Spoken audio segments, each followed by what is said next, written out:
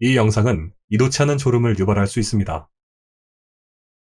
저의 도서관을 찾아주셔서 감사합니다.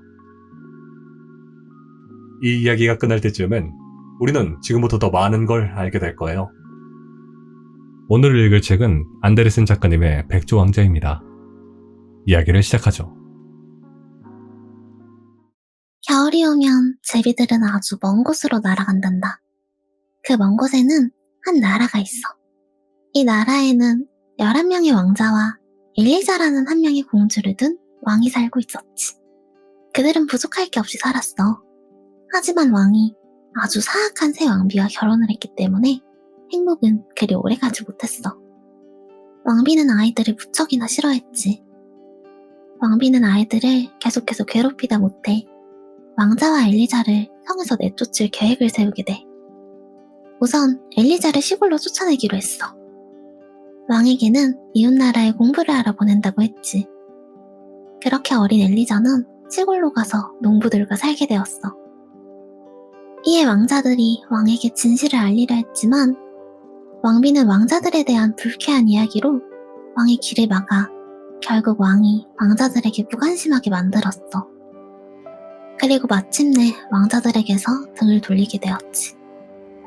그러자 사악한 왕비는 왕자들에게 주문을 걸었어. 11명의 왕자들은 모두 백조가 되었고 상 밖으로 날아가 버렸단다. 여러 날이 지나고 또 지났어. 그렇게 엘리자가 15이 되었고 그녀는 매우 아름답게 자랐단다. 엘리자는 다시 성으로 돌아왔어. 왕이 엘리자를 너무 보고 싶어 했기 때문이야. 왕비는 아름다운 엘리자 역시 백조로 바꿔버리고 싶었지만 왕의 관심을 받는 엘리자에게 마법을 걸 순 없었어. 다음날 아침 일찍 왕비는 엘리자가 깨기 전에 3마리의 두꺼비를 들고 욕실에 들어갔어. 그리고 각각의 두꺼비에게 마법을 걸었지. 엘리자가 게을러지도록, 추해지도록, 사악해지도록 만들어라. 욕조에 두꺼비들을 넣은 왕비는 엘리자를 불러왔고 욕조에 들어가라고 명령했어. 착한 엘리자는 왕비의 말대로 욕조로 들어갔지만 엘리자의 착하고 순수한 마음으로 인해 사악한 마법이 통하지 않았지. 두꺼비들은 모두 붉은 동백꽃으로 변했단다. 그 모습을 보고 화가 난 왕비는 호두수액과 끔찍한 냄새가 나는 연고를 엘리자의 몸과 얼굴에 발랐고 재와 먼지를 뿌렸지. 이제 아름다운 엘리자를 알아볼 수 있는 사람은 아무도 없었어. 흉측하게 변한 공주는 왕도 알아보지 못할 정도였으니까. 냄새.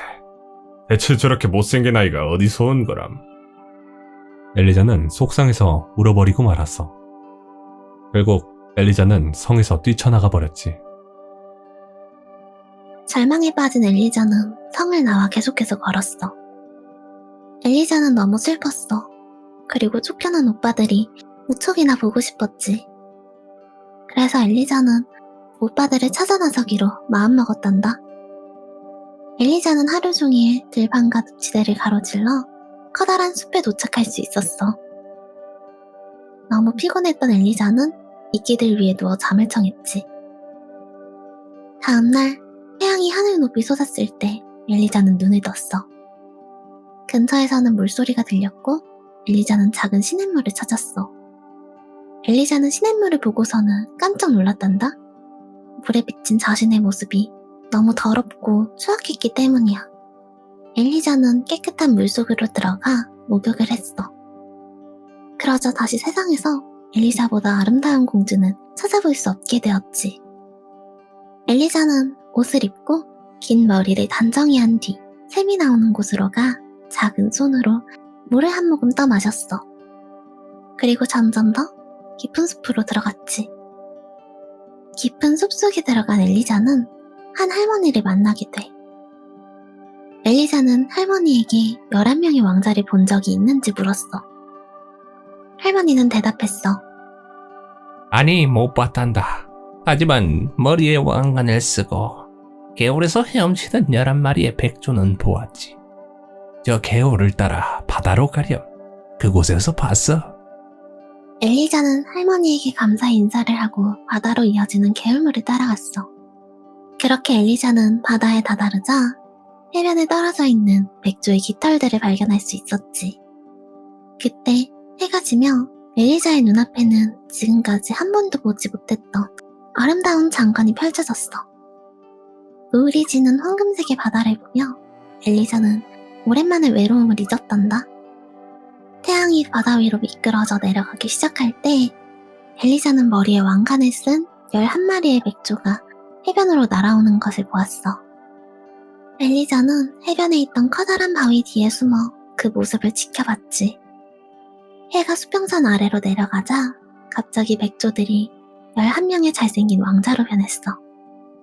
비록 엘리자는 어린 시절 이후로 오빠들을 본 적이 없었지만 그들이 자신의 오빠라는 사실을 한눈에 알아봤단다. 엘리자는 너무 기쁜 나머지 뛰쳐나가 오빠들의 품에 안겼어. 왕자들은 아름답게 자란 엘리자를 보고 기뻐했지.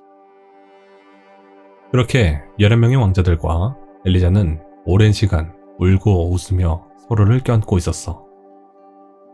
그리고 지금까지 있었던 이야기를 서로 나누었고 사악한 왕비의 모든 행동에 대해서 알게 되었어. 첫째 왕자가 입을 열었어. 우리는 해가 하늘에 떠있는 동안에는 백조로 날아다녀야만 해. 하지만 밤이 되면 다시 사람으로 돌아올 수 있지. 우리는 바다 너머에 있는 나라에 살고 있어. 1년에 한 번 해가 가장 긴 날, 이렇게 고향으로 돌아올 수 있어. 이 땅이 서로를 끌어당겨 우리를 다시 만나게 해주었구나. 하지만 우리는 여기서 이틀밖에 머물 수 없어. 우리는 다시 바다를 건너 돌아가야 해. 왕비의 저주를 풀 수 있는 방법은 없을까? 엘리자는 말했지. 그들은 밤새도록 이야기를 나누었어. 그러다 아침이 되자 왕자들은 다시 백조로 변했고 하늘로 날아갔어. 막내 왕자만 엘리자의 곁에 남아 있었지. 그들은 하루 종일 함께 있었어. 해가 지기 직전 다른 오빠들이 돌아왔고 다시 왕자로 돌아왔어. 첫째 왕자가 말했지. 내일 우리는 다시 옆나라로 날아가야 해. 엘리자, 우리와 함께 가지 않겠니? 우리의 날개를 하늘로 모으면 분명 너를 데리고 바다를 건널 수 있을 거야. 당연히 나도 오빠들과 함께 가고 싶어. 엘리자가 말하자 왕자들은 밤새도록 갈대와 나무 껍질로 튼튼한 그물을 짰어. 그리고 다시 아침이 찾아왔을 때 백조로 변한 왕자들은 그물에 엘리자를 태우고 그물을 물고서는 하늘로 날아올랐지. 백조들은 하루 종일 화살처럼 빠르게 공중을 날았어. 해가 지면 주변의 섬으로 내려가 서로 어깨동무를 하고 엘리자를 둘러싸 밤을 보냈고 아침이 되면 다시 날아갔어. 그렇게 육지에 도착하자 삼나무 숲으로 덮인 산과 도시와 성이 나타났어. 해가 지기 전 백조들은 한 동굴 앞에 내려앉았지. 막내 왕자가 말했단다. 잘 자렴 엘리자. 내일 일어나면 무슨 꿈을 꾸었는지 말해줘. 엘리자는 말했어. 사악한 왕비가 걸어놓은 소문을 풀 수 있는 꿈을 꾸면 좋겠어요. 그렇게 말한 엘리자는 제발 그 꿈을 꾸게 해달라고 기도하며 잠을 청했어. 그날 엘리자는 꿈속에서 눈부시게 아름다운 요정을 만났어. 요정은 말했지. 당신은 왕자들의 저주를 풀 수 있어요. 충분한 용기와 인내심만 있다면요. 당신이 자고 있는 동굴 주변에는 쐐기풀이 자라고 있을 거예요. 쐐기풀을 가지고 스웨터를 만들어야 해요. 그 옷을 백조에게 입히면 그들의 저주는 풀릴 거예요. 하지만 이 일이 끝나기 전까지 당신은 말을 하면 안 됩니다. 말을 하면 그 말은 비수가 되어 왕자들에게 심장이 꽂히고 말아요. 부디 명심하세요. 그렇게 잠에서 깬 엘리자는 꿈속에서 보았던 쐐기풀이 자신의 옆에 있는 것을 보았어. 엘리자는 감사의 기도를 올린 뒤 쐐기풀로 옷을 만들기 시작했단다.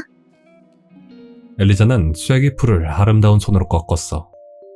타는 듯한 고통이 밀려왔지만 엘리자는 내색하지 않았지. 왕자들을 구할 수만 있다면 고통쯤은 문제가 되지 않았던 거야. 해가 지고 왕자들이 돌아왔어. 왕자들은 처음엔 왕비가 말을 못하는 저주를 건주를 알고 놀랐지만 엘리자의 손에 물집을 보고는 자신들을 위한 일임을 알아차렸단다. 엘리자는 밤새 일을 했어. 왕자들이 자유로워질 때까지 멈출 수 없었지. 다음날 해가 질 무렵 첫 번째 쐐기풀 스웨터가 완성됐고 두 번째 스웨터를 만들기 시작했을 때 갑자기 산속에서 사냥꾼들의 나팔 소리가 들려왔어. 점점 나팔 소리는 가까워졌고 동굴에 누군가 들어왔지. 그는 이 나라의 왕이었단다. 왕은 엘리자를 발견하고선 물었어. 아름다운 아가씨, 왜 이곳에 숨어 있는 건가요? 엘리자는 대답 대신 고개를 가로저었어. 왕자들의 목숨이 걸려 있으니 말을 할 수 없었지. 왕이 말했어. 그대는 여기 있을 사람이 아니오. 나와 갑시다. 내가 그들을 행복하게 해주겠어. 왕은 엘리자를 번쩍 들어 말에 태웠어. 엘리자는 손을 뿌리치려 했지만 왕은 그런 엘리자를 다시 내려놓으려 하지 않았지. 그렇게 엘리자를 태운 왕은 자신의 성으로 달렸고 성에 도착한 왕은 성에 있는 사람들에게 알렸어. 이 여인을 내 신부로 삼겠어. 모든 사람이 족복하는 가운데 대주교는 고개를 저으며 말했어. 그녀는 마녀가 틀림없습니다. 마법으로 폐하의 마음을 어지럽힌 것이죠. 왕은 그런 대주교의 말은 들은 채도 하지 않았지. 엘리자는 그 이후 웃지도 않고 눈에 생기도 없이 그저 슬픈 표정으로 서 있을 뿐이었단다. 그런 엘리자를 본 왕은 그녀를 작은 방으로 이끌었어. 그 방은 엘리자가 오빠들과 함께 있던 동굴처럼 보였어. 그리고 모퉁이에는 엘리자가 쐐기풀로 만든 실이 놓여 있었지. 그리고 천장에는 엘리자가 떠놓은 스웨터가 걸려 있었어. 이곳에 있으면 그대가 살았던 동굴로 돌아간 기분이 들 것이오. 아, 여기 그대 일감도 있으니 옛날 일을 생각하며 기뻐해 주기를 바라오. 엘리자는 그제서야 입가에 미소가 떠올랐어. 엘리자는 자유를 얻을 수 있는 왕자들을 떠올리며 기뻐했지. 그리고 곧 왕과 엘리자의 결혼식이 시작되었어. 여전히 대주교는 불만이었지만 왕의 결정을 막을 순 없었지. 왕은 엘리자에게 친절했고 엘리자도 왕을 점점 사랑하게 돼. 그럼에도 엘리자는 밤이 되면 작은 방으로 돌아와 왕자들을 위한 옷을 짰어. 그렇게 7번째 옷을 짜기 시작했을 때 쐐기풀이 부족하다는 사실을 엘리자는 깨달았지. 엘리자는 어쩔 수 없이 밤중에 공전에 나가 교회 묘지에 있는 쐐기풀을 꺾었어. 그리고 그 모습을 누군가에게 들키게 돼. 바로 왕의 결혼에 반대한 그 대주교였지. 엘리자가 마녀인 것이 사실이라고 생각한 대주교는 왕에게 이 사실을 알렸어. 처음에 왕은 엘리자가 그럴 일 없다고 반박하지만 밤마다 엘리자가 자리를 비우는 것을 알고 있었기에 다음 밤에 대주교와 엘리자의 뒤를 따라가게 돼. 그렇게 엘리자가 교회 무덤으로 가는 모습을 본 왕은 엘리자에게 다가가 말했어. 엘리자, 당신은 마녀가 아니라는 것을 내가 잘 알고 있어. 당신이 마녀가 아니라고 한마디만 하면 내가 보호해 줄 테니 제발 말을 해주시오. 하지만 엘리자는 왕자들을 위해 말을 할 수 없었어. 왕은 눈물을 흘리며 말했지. 백성들이 엘리자에 대한 판결을 내리도록 하라. 백성들은 엘리자는 마녀이기 때문에 화형에 처해야 한다고 말했어. 결국 다음날 엘리자를 화형에 처하기로 결론이 났고 엘리자는 지하 감옥에 갇히게 돼. 감옥에서의 마지막 밤에는 더 이상 비단으로 된 침대에서 잘 수 없었어. 대신 왕은 엘리자가 모은 쐐기풀 다발을 넣어줬어. 그리고 엘리자가 짠 스웨터는 베개와 이불이 되었지. 하지만 엘리자에게는 그보다 소중한 게 없었어. 그렇게 마지막 옷을 짜게 된단다. 다음날 긴 행렬의 사람들이 도시의 대문을 지나 들어왔어. 마녀의 화형을 보고 싶었던 거였지. 엘리자는 화형돌을 끌려가는 마차 위에서도 옷을 만드는 것을 멈추지 않았어. 죽음이 가까웠지만 멈출 수가 없었지. 나머지 10개의 스웨터는 엘리자의 발밑에 있었어. 도로 위 군중들은 엘리자에게 야유하고 조롱했어. 그때 어디선가 날아온 11마리의 백조들이 마차 위를 배회하고 있었어.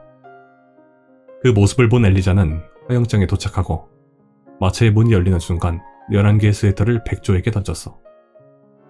그러자 백조들은 잘생기고 멋진 11명의 왕자로 변했단다. 하지만 아쉽게도 마지막 옷을 다 완성 못한 탓에 막내 왕자의 팔만 백조의 날개로 되어 있었지. 엘리자는 외쳤어. 저는 마녀가 아니에요. 11명의 왕자가 엘리자에게 뛰어왔고 그 모습을 보고는 안심하며 왕자들 품에 안겼어. 첫째 왕자가 말했어. 엘리자는 무죄입니다. 그동안 있었던 일을 왕자들은 왕에게 전했고 허용되어 있던 수많은 장작에서 수백만 송이의 장미가 자랐어. 그 꼭대기에는 별처럼 빛나는 장미꽃이 피어 있었고 왕은 그 장미를 꺾어 엘리자의 가슴에 꽂아주었지. 왕은 엘리자의 손을 잡고는 궁전으로 돌아갔어. 도시에 모든 종이 울려 퍼지며 커다란 무리의 새가 하늘을 날았어. 그리고 어디서도 본 적 없는 성대하고 즐거운 결혼식 행렬이 궁으로 이어졌단다. 사악한 마녀는 어떻게 되었냐고? 이 소식을 전해들은 왕에게 처형되었다나 까마귀가 되어 도망쳤다나? 사랑하는 사람을 위해 자신을 끊임없이 희생하여 결국 모든 것을 지켜낸 엘리자. 여러분은 어떻게 생각하시나요? 오늘도 들어주셔서 감사합니다. 다음 주에도 도서관은 열려있을 예정이니 좋아요와 구독, 알림 설정까지 꼭꼭 부탁드릴게요. 그럼 다음에 또다시 찾아주세요.